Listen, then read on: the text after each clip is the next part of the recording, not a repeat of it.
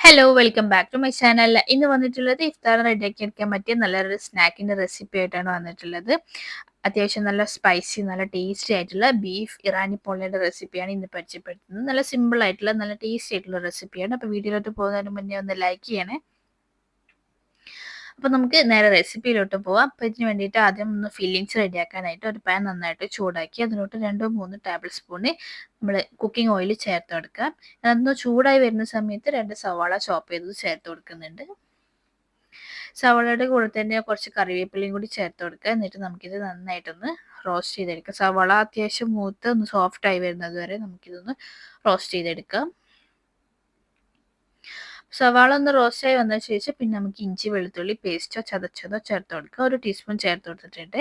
അതൊന്ന് 2-3 മിനിറ്റ് ഒന്ന് റോസ്റ്റ് ചെയ്തെടുത്ത ശേഷം പിന്നെ നമുക്ക് ഇതിലോട്ട് ഒരു ക്യാപ്സിക്കത്തിൻ്റെ പകുതിയും ഒരു ചെറിയ തക്കാളിയും ചോപ്പ് ചെയ്ത് ചേർത്ത് കൊടുക്കാം. തക്കാളിയുടെ ഉള്ളിലുള്ള കുരുവൊന്നും ചേർത്തിട്ടില്ല. എന്നിട്ട് ഇത് നന്നായിട്ടൊന്ന് റോസ്റ്റ് ചെയ്ത് 2-3 മിനിറ്റ് കൂടി ഒന്ന് കുക്ക് ചെയ്തെടുക്കുക.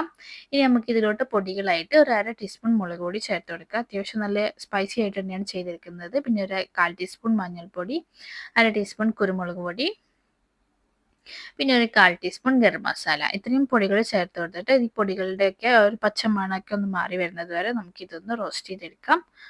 ഒരു ലോ ഫ്ലെയിമിൽ ഇട്ടിട്ട് 4-5 മിനിറ്റ് ഒന്ന് കുക്ക് ചെയ്തെടുത്താൽ സംഭവം സെറ്റായി കിട്ടും. ഇനി നമുക്ക് ഇതിലോട്ട് ബീഫ് ചേർത്ത് കൊടുക്കുക. അപ്പം ഞാനിവിടെ ഉപ്പും മഞ്ഞൾപ്പൊടിയും കുരുമുളക് പൊടിയും ചേർത്ത് വേവിച്ച ബീഫ് മിക്സിയിലിട്ടൊന്ന് ക്രഷ് ചെയ്തിട്ടാണ് ചേർത്ത് കൊടുത്തിട്ടുള്ളത്. ഇങ്ങനെ അല്ലെങ്കിൽ നമുക്ക് ചെറുതായിട്ട് കട്ട് ചെയ്തിട്ട് ഒന്ന് ഫ്രൈ ആക്കിയിട്ടും ചേർത്ത് കൊടുക്കാം. ഇതാണ് നമുക്ക് കുറച്ചുകൂടി എളുപ്പം. ഇനി അതൊന്ന് മസാലയൊക്കെ ഒന്ന് നന്നായിട്ടൊന്ന് പിടിച്ച ശേഷം പിന്നെ ഇതിലോട്ട് 1 ടീസ്പൂൺ ടൊമാറ്റോ കെച്ചപ്പ് ചേർത്ത് കൊടുക്കാം.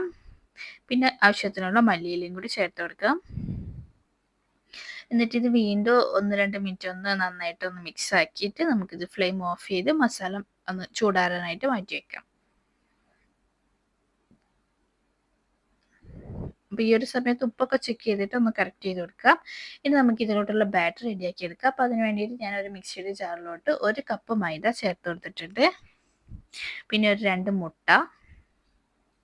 അപ്പോൾ നമ്മൾ വലിയ പാത്രത്തിലൊക്കെയാണ് ചെയ്തെടുക്കുന്നതെങ്കിൽ അതിനനുസരിച്ച് മൈദയുടെയും മുട്ടയുടെയൊക്കെ അളവ് നമുക്ക് അങ്ങോട്ടും ഇങ്ങോട്ടും ഒന്ന് ചേഞ്ച് ചെയ്തെടുക്കാം.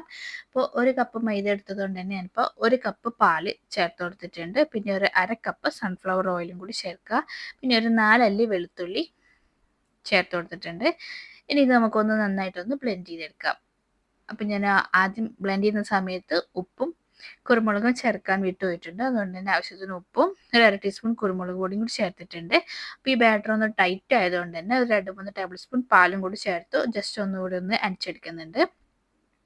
അധികം ടൈറ്റും അധികം ലൂസും അല്ലാത്ത രീതിയിലാണ് നമുക്ക് ഈ മാവ് ഒന്ന് റെഡിയാക്കി എടുക്കേണ്ടത്. ഇനി നമുക്കിത് റെഡിയാക്കാനായിട്ട് സോസ് പാൻ ചൂടാക്കിയ ശേഷം കുറച്ച് ഓയിൽ സ്പ്രെഡ് ചെയ്ത് കൊടുക്കുക. എന്നിട്ട് നമ്മൾ അടിച്ചു വെച്ചിട്ടുള്ള മാവ് പകുതി ഇതിലോട്ട് ചേർത്ത് കൊടുക്കാം.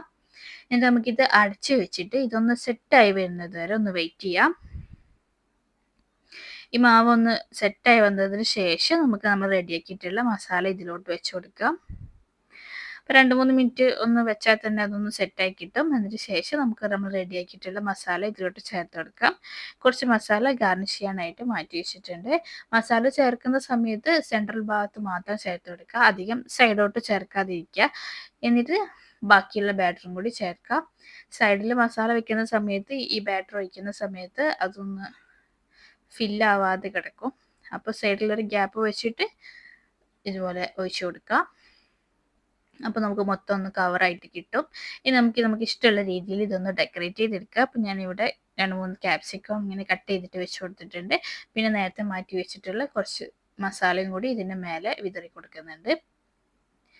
നമുക്ക് ഇഷ്ടമുള്ള രീതിയിൽ നമുക്ക് ഡെക്കറേറ്റ് ചെയ്തെടുക്കാം. ഇനി ഡെക്കറേറ്റ് ചെയ്തിട്ടില്ലെങ്കിലും കുഴപ്പമില്ല.